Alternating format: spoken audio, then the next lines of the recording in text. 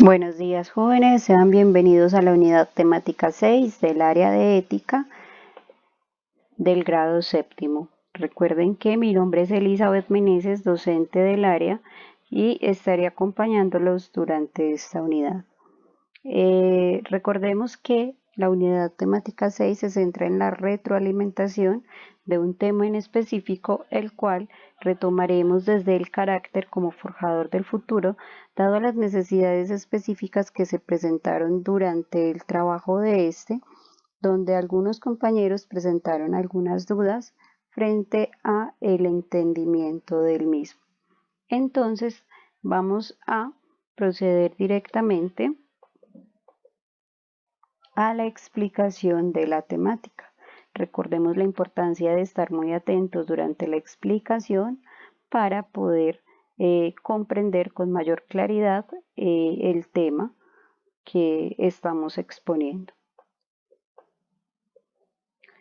El carácter es una cualidad o un aspecto fundamental en la actitud de las personas, que lo hace en cierto modo individual, es una marca única y destacada del ser humano, lo que lo hace ser diferente al resto.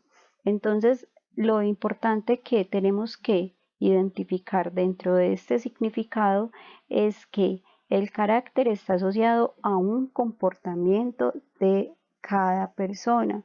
Ese comportamiento es de modo individual, es único, es suyo y pues se destaca dentro del resto de las demás personas. Si bien en ocasiones logramos identificar que pues hay comportamientos similares entre unas y otras personas, es importante también identificar que el carácter precisamente es una cualidad mía, es propia, y a pesar de que se relacione con otro tipo de cualidades que tengan otras personas, en mi caso, lo debo retomar entonces desde el modo individual. Tiene un rol importante dentro de las acciones y las actividades que nosotros realizamos en nuestro día, en todos los ámbitos en donde nos relacionamos cotidianamente. Y por cierto, entonces, este comportamiento asociado a el carácter puede ser considerado como negativo o positivo, y esto pues puede impactar directamente en nuestras relaciones sociales, las cuales se dan en los diferentes contextos. Pueden ser de escuela, pueden ser laborales y pues con nuestros amigos o pares. Ahora entonces miramos que tenemos un ejemplo donde si una persona considera que dispone de buen carácter, gozará de una buena reputación y valoración superior a aquella que se destaca por su mal carácter.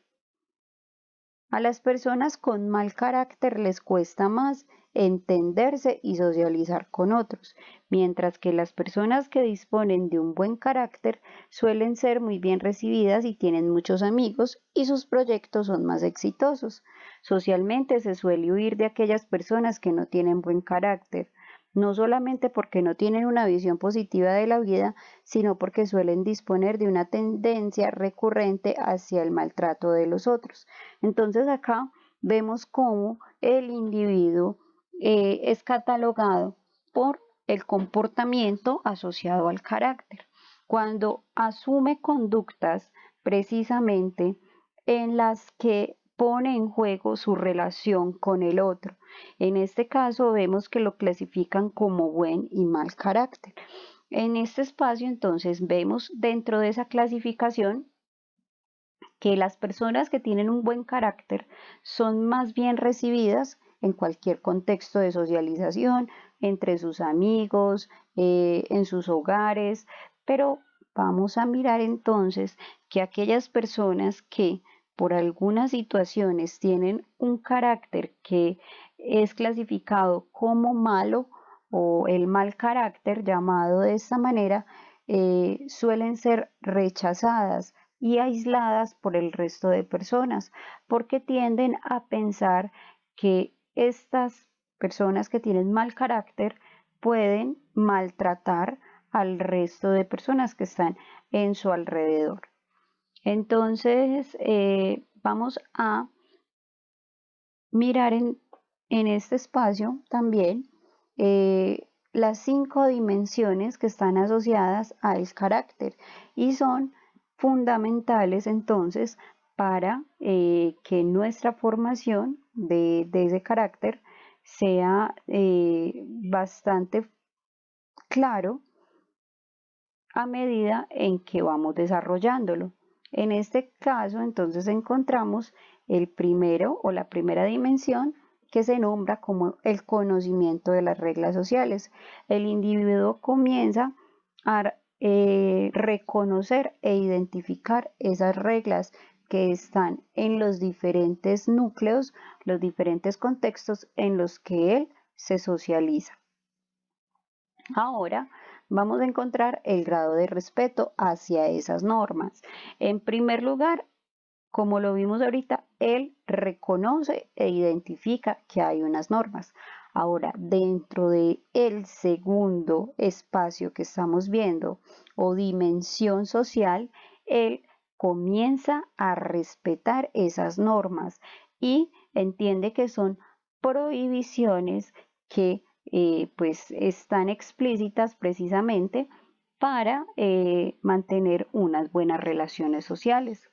Ahora, la empatía, con claridad ya la hemos visto en algunas unidades temáticas anteriores y recordamos que está asociada precisamente a las emociones del ser humano y la capacidad que yo tengo como individuo para entender esas emociones, la capacidad que yo tengo para ponerme en el lugar del otro, de lo que está ocurriendo con el otro. Ahora, la autonomía es la cuarta dimensión social que vamos a nombrar y en esta la responsabilidad de las acciones es de cada persona únicamente, es decir, que dentro de la autonomía usted es el responsable de sus actos y debe asumir las consecuencias. Y ya vemos entonces como quinta dimensión el juicio moral, que en este grado encontramos que la persona comience a tener una conciencia personal. En este juicio moral, entonces, vemos que cada individuo es capaz de racionalizar, es capaz de pensar frente a alguna situación asociada a alguna persona o alguna condición que esté ocurriendo a su alrededor. Entonces, ese juicio moral le permite juzgar precisamente aquel momento o aquella persona dentro de sus comportamientos y catalogarlos como buenos o malos. Bueno, entonces miremos la relación que es importante encontrar en este espacio, la relación que tiene el carácter con nuestro futuro. Y este se da a medida en que vamos fortaleciendo e incorporando nuestros comportamientos cotidianos. Todas estas conductas en las que nosotros nos vamos reconociendo, es importante saber que precisamente a la manera en que nosotros pues podemos diferenciar si son fortalezas o debilidades, podrán abrir o cerrar muchas puertas en nuestro contexto social. Por ejemplo, un carácter sociable, espontáneo y alegre puede hacer fácil y agradable nuestras relaciones interpersonales, es decir, con nuestros amigos o compañeros de estudio.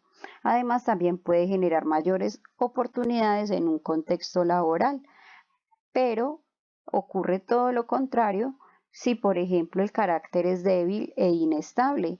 Este terminará afectando la seguridad en el comportamiento de la persona y la interacción con los demás, lo que puede desencadenar un aislamiento social. De allí la necesidad aquí de los individuos sean capaces de reconocer cuáles son esas cualidades que están asociadas precisamente a su carácter y fortalecerlas. De este modo, entonces, estaremos hablando de un carácter o de un buen carácter y un carácter sociable. Si el individuo, por el contrario, continúa con comportamientos que son negativos, se clasificará entonces como un carácter inestable, el cual se volverá recurrente en sus relaciones y se le dificultará entonces socializar con el resto de personas. Habíamos visto en el espacio anterior cuando lográbamos trabajar dentro de la unidad temática donde vimos el tema de referido entonces a el carácter, que fue la unidad temática 3, 8 tipos de carácter. Cuando los nombrábamos también los explicábamos cada uno, pero esta vez nos vamos a centrar solo en la profundización de 4 tipos de carácter, los cuales suelen ser los básicos, los que más podemos identificar o reconocer en nuestros comportamientos y pues son los más representativos en nuestras relaciones interpersonales y por eso se consideran fundamentales. Vamos a mirar entonces que estos tipos de carácter están clasificados de la siguiente manera. Los coléricos los encontramos como aquellas personas que son menos tolerantes y son más propensos al estrés. Tienen una voluntad fuerte para hacer sus cosas, para dirigirse a los demás. Encontramos a los sanguíneos, que son personas sentimentales, muy emocionales y también suelen ser muy optimistas. Ahora miramos que los flemáticos tienden a ser personas muy indiferentes, muy calmados, racionales y pausados. Entonces, dentro de esta teoría que vemos la clasificación precisa de este tipo de carácter, identificamos que aquella persona flemática suele ser completamente tranquila, ¿cierto?